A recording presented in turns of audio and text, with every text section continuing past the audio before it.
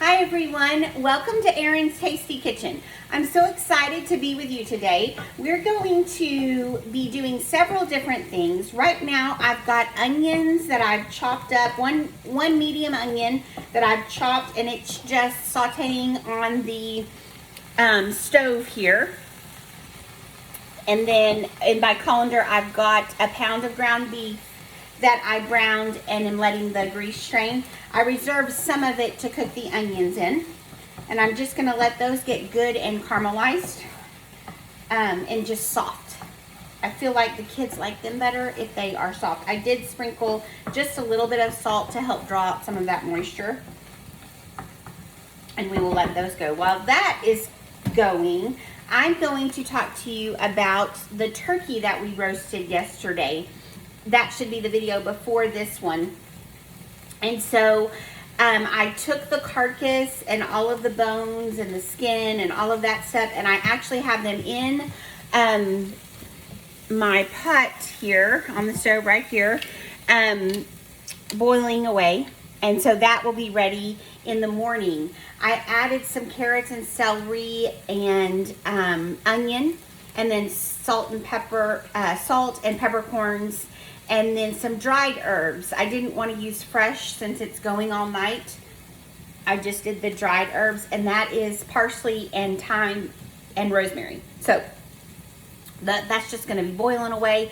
I covered it to about 2 inches over the top of the carcass, so it's going to be, it should be a good amount of broth for us. And then so we did not eat the turkey yesterday because it got done a little too late. We actually made homemade pizza. But if you saw that video, then the two breasts were in here with leg and thigh. So I removed that meat so that I could use the bones and the stock. And then I've got one breast in the refrigerator that we're going to have hot browns with this week. And then I took some of the thigh meat and put it in a Ziploc baggie with the rest of the white meat that I pulled off of the carcass. And we're gonna make turkey pot pies with those. So that's 3 meals, because what I just showed you, that one breast and the dark meat, I'm gonna warm that up for tonight's dinner. So we got a good 3 meals off of the 12-pound turkey, and I'm even going to say there will be a little bit more than that. We should have some leftovers for sure. Remember, in that video from yesterday, I added the juices that were in the bottom of the pan to my 9x13 pan and put the turkey on top of that. So here in a little bit, I will preheat the oven to 225 and just stick that wrapped in foil in the oven for about 45 minutes to an hour, and that will just slowly warm that up while still retaining the juiciness of the meat. It was so good. We of course had to take some pinches, and it was so good last night. Okay, these onions are right where I want them. So they are just starting to caramelize, and that's what I want. So I'm going to add the ground beef back in here.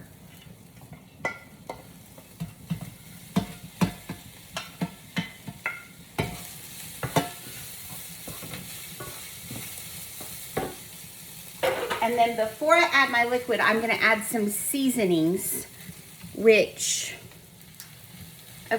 going to add a tablespoon of chili powder, a teaspoon and a half of cumin, a teaspoon of smoked paprika, and a teaspoon of coriander.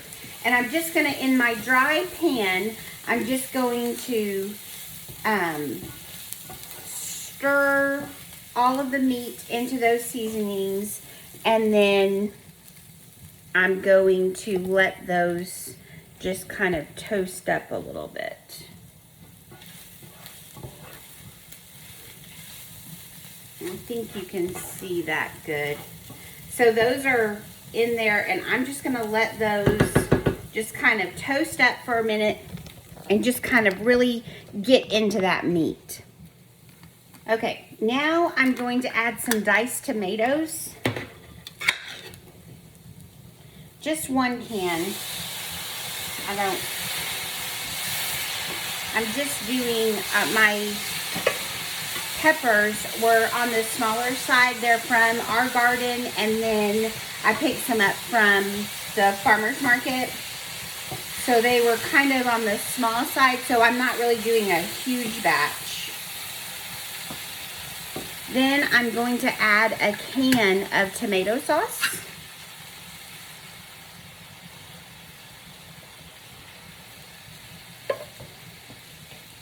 And then a can of black beans, and I did empty them out and rinse them.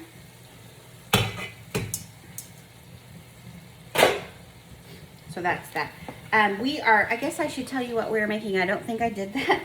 We are making Mexican stuffed bell peppers. My kids don't really care for the Italian ones. So, or for the Italian flavor, they really like the Mexican flavor. So that's what we eat when we do stuffed bell peppers at my house. Okay, I'm going to show you this. This actually thickened up really nicely. Sometimes I add a little bit of tomato paste, but I am not going to do that this time. I think it's totally fine. Okay, I'm going to tilt you down a little bit. Then I have some leftover rice. And so I am just going to spoon that in. It had a little bit of a brown mushroom gravy, but it's not, they're not going to be able to notice that, and that gravy is just going to give it a little bit more flavor. So the kids won't know the difference, and it's a way to use up leftovers, and they don't know that they're having leftovers. Plus I cover this in cheddar cheese, so who wouldn't? Now, I do have one that does not care for beans very much, but I'm hoping that that will not be a big deal because I just felt like it needed it. Okay, now I've got the peppers here. Now remember, I said my peppers were small, so this one is I probably had 2, like what you would get from the store, and then here's the other little ones. So because of that, I am not going to concentrate as much on filling these peppers and making sure that there's space in between them. Like, you know how you would normally take the pepper and stuff it down in and then do it like that. I'm actually going to just take this filling, and I've never done this before, but I really feel like it can be done because of the size of the peppers. So I'm just going to take this mixture, and I am literally just going to pour it over like a casserole dish. So then that the peppers are definitely going to get softened and cooked. Okay, so I'm just going to just take that, and I'm just going to go like that. So it will fill the cavities of those peppers, but I'm not going to have to worry about having extra. And I also am not going to have to worry about the peppers not getting cooked. There's plenty of liquid. And then what I'll do is I'll put the shredded, before I'm gonna cook it, I'll put shredded cheese over it. And then after I bake it, I'll just scoop like this out onto the plate. And there might be some meat and rice that comes out with it, and that will be just fine. Okay, so it's just a way to take an ingredient that didn't necessarily look the way you wanted to or turn out the way you wanted to and still make it work. So like I said, this is going to be a meal for sometime this week. I'm actually thinking for Thursday, because Thursday's a heavy day for us. So I will let this sit for a minute and then double wrap it with saran wrap and foil and put it in the freezer. And then I will pull it out Thursday morning, and then it'll be thawed by the time I get home. And that's what we'll have Thursday night for dinner. So that's just, sometimes I have to change my recipes up according to what ingredients I have. And I just felt like that was gonna be the easiest way to make sure that you didn't have leftover filling, because remember, we're using the leftover rice, so we want to make sure that we have that taken care of. And then what I will do is what we don't end up eating, we have those little individual black food meal prep containers with the plastic lids, and I'll fill those and put those in the freezer for lunches. So that way this whole meal will be used up. And then, so that is 4 meals that I have gotten done for this week in one day in the kitchen, which I am so excited about. We're probably all very excited about the turkey though tonight. So this is the Mexican stuffed bell peppers. Just done a little bit different casserole style, just so that I didn't have to worry about having too much leftover of the filling. Hi everyone. Okay, so I am starting dinner, and I talked to you about in the beginning about how I did the turkey and all of that stuff. We're gonna eat about 6, so I have put it in a 225-degree oven. I wrapped foil around the 9x13 pan that had the breast of turkey and then thigh and leg meat with the broth on the bottom. So that will heat up and get everything warmed up. Here in a minute, I will pull it out to make a gravy with the broth. Right now, I am working on the squash. These are honey nut squash, and so I'm excited. We haven't tried these yet, so I'm excited. It is a butternut squash that is mixed with the yellow garden squash. So super exciting. I haven't ever seen them before, and I saw them on one of the YouTube channels that I watch, Becky with Acre Homestead, and she was so excited when she found them. Well, then I totally understood her excitement. I'm pretty sure that we found them when we went to Kerrville, either that or it was at Market Street or Central Market in Southlake, one of the two. But when I saw them, I understood her excitement. They're so cute. They're the cutest little squash. So anyway, I'm just gonna take my knife and cut down the middle like you would a butternut squash or a spaghetti squash.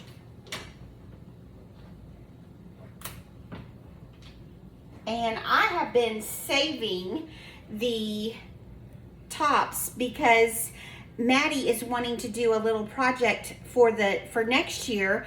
The pumpkins that are like in velvet, the real pretty pumpkins, and they have the real stem. So I've been saving my stems when I get them for her to be able to do that project. Okay, so then we're gonna cut, and sometimes I'm not successful in saving them. Okay, so then I'm gonna cut this one in half. Okay, so it looks just like a little butternut squash. So I'm just gonna scoop this out and get it on a cookie sheet.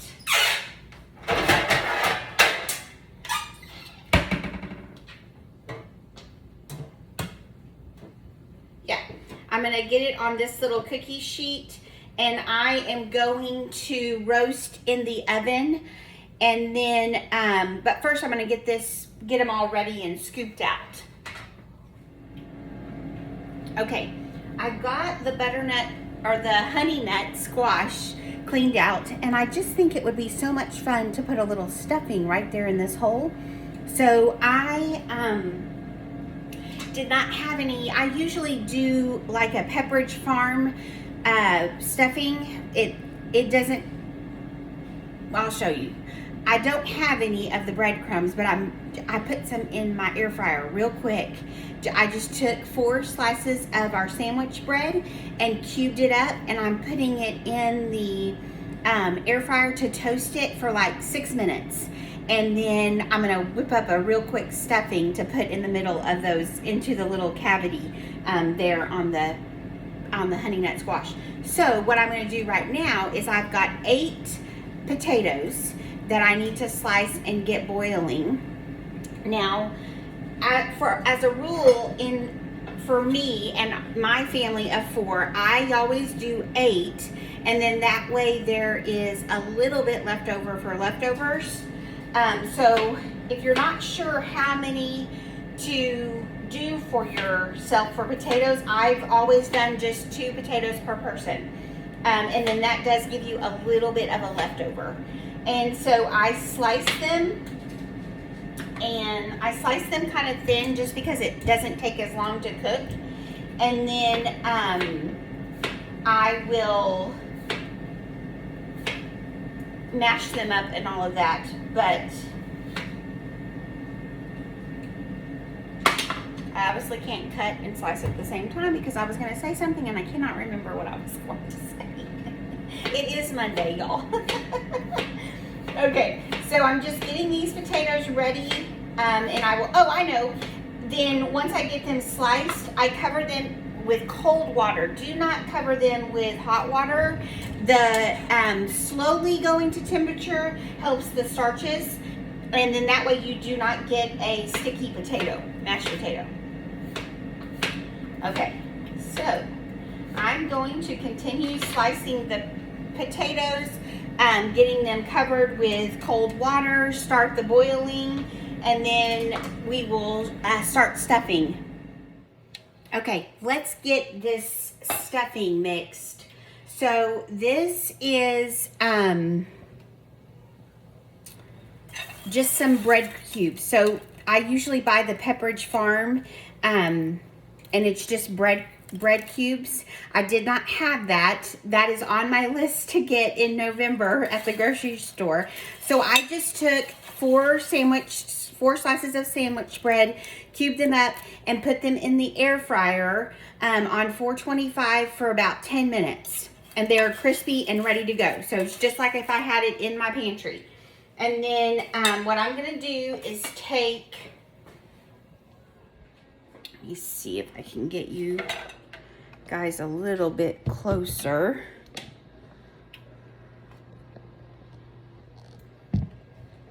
So that you can see. Okay, so then what I'm going to do is, and I'm pretty sure I wanted to measure so that you all would know, because totally go and buy these. Don't, unless you're like me and you need it real quick. Yeah, 4 cups of bread cubes. And then I'm gonna take 2 eggs. Now, if you have large, then for sure we'll only do 1. But these are smaller. I wanted to use them because they're the pretty color, so I'm using 2. But if you have a large egg, just do one egg. And then I'm gonna do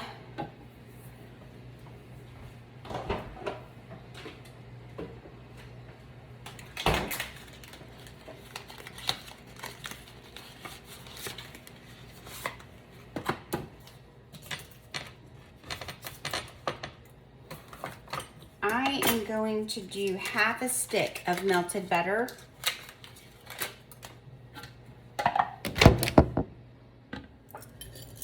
Okay, as I was grabbing the butter out of the microwave, I saw that my potatoes are starting to get ready to boil. So I'm going to add a tablespoon of salt. I almost want to add another one. I'm going to do a tablespoon and a half of salt into the water. And then I do want to just kind of stir those up. And then let them continue to boil. The salt gets into the flavor. It's harder to get your potatoes the flavor that you want after they have cooked. It's better to let the flavor get in them as they are cooking. So once it starts to boil, then I add the salt. Okay, so then I've got half a stick of butter that I've melted, and then to it I'm going to add, which is 1/4 cup. So I'm going to add chicken broth. And I'm going to do a cup. So I'm going to do a cup of chicken broth and a cup of a cup of chicken broth and a half a cup or half a stick, 1/4 cup of butter. And just by putting that chicken stock in there, it cools that butter down. So then I'm going to just kind of scramble those eggs.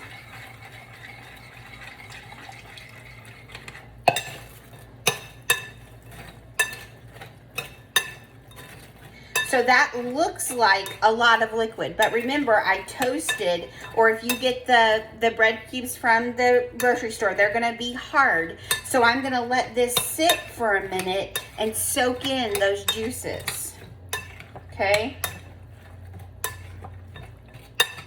And I am just doing this as a quick little,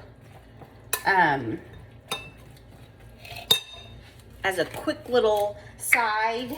I'm not trying to make it super simple. So I'm going to put in a teaspoon of sage, and I'm going to do half a teaspoon of salt and half a teaspoon of pepper.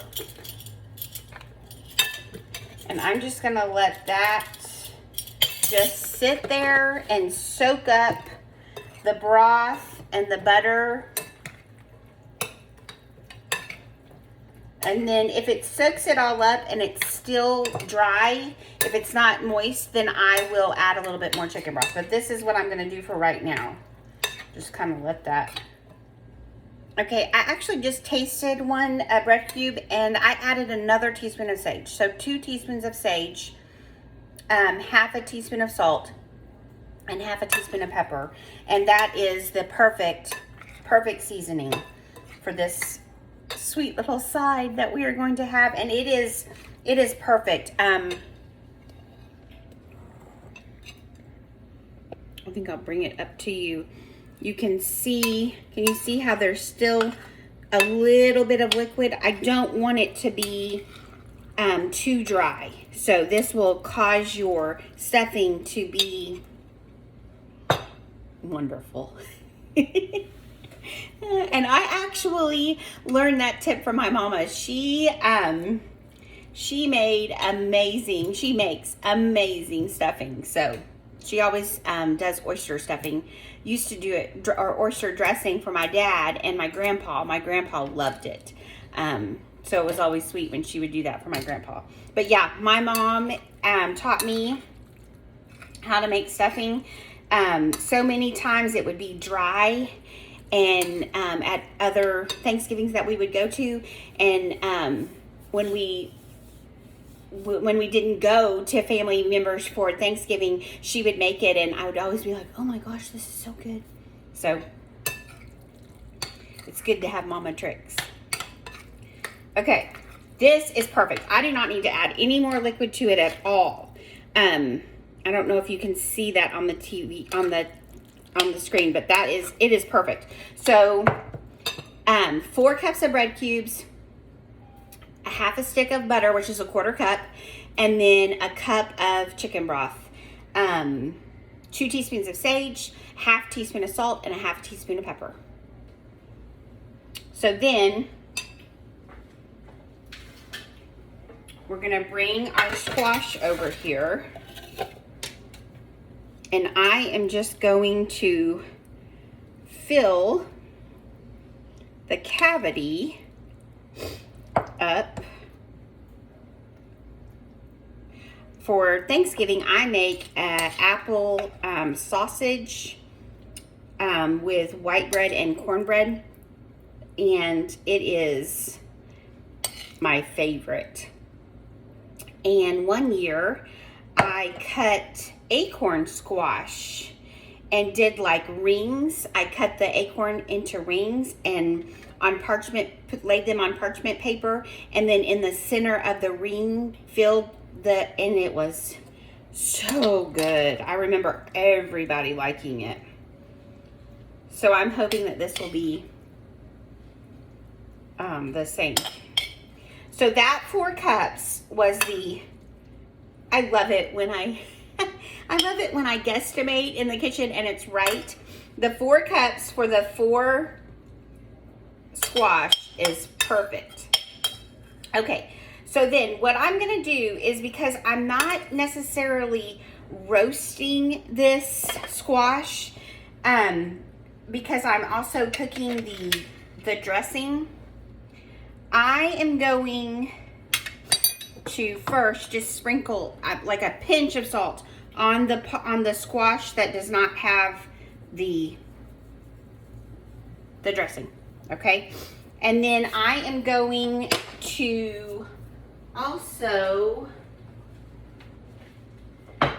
just because I do this with butternut squash, so I'm going to just put a little bit of avocado oil on the part that doesn't have the dressing.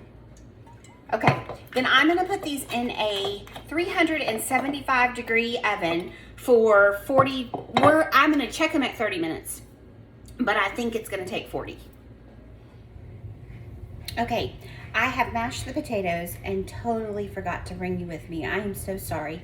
I did a 1.5 sticks of butter, mashed them up really, really good, and then did a little bit of milk, and then finished it off with a little bit of half and half. And I made sure that salt and pepper was good. I did have to add just a teeny bit of salt and pepper. Then now I'm getting the roux going for the gravy. So I have a quarter to a 1/3 cup of butter, and I do the same amount of flour. And then I'm just letting that flour cook a little bit. I use, for the most part, einkorn, ancient grains. And so that's what that golden yellow color is with the grass-fed butter. It's so pretty, I think. So anyway, I'm just letting that kind of simmer a little bit and just cook that flour. And then I have 1.5 cups of the chicken broth that was, or the turkey that was from the 9x13 pan. And then I have pulled that out, and it has been sitting for about 20 minutes. I've just kept it covered for it to stay hot. And then I added a 1/4 cup of half and half to this. I checked the honey nut squash and the stuffing at 30 minutes, and it was fork tender, but I wanted that butternut squash, or the honey nut squash, to get a little tender, so I'm letting it cook another 10 minutes. While that's finishing up, then I'm going to do this gravy, and that won't take long. And so I have managed to do the whole thing within 45 minutes. So not too bad of a meal with a side that became a little bit more extravagant. Okay, so this has simmered just a little bit, and now I'm just gonna whisk and pour this in.